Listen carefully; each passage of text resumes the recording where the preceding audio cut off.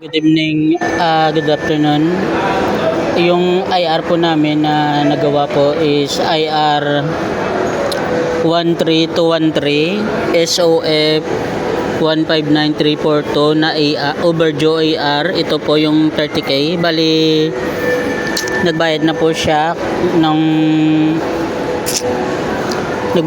nung 28 kahapon. Ito po yung payment, cheque. Ayan po. I-deposit ko po ito sa Monday. Kasi close po yung bank ngayon. So, i-deposit ko po siya sa Monday.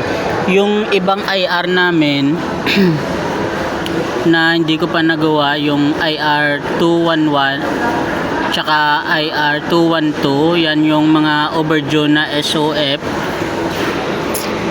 Bali sa Monday ipapalo up ko yung payment nito kasi tinawagan ko sila kanina.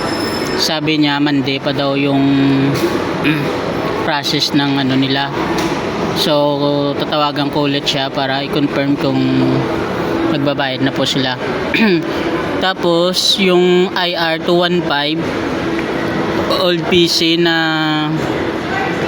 pull out, ipapadala ko po ito sa sa Monday din po through LBC.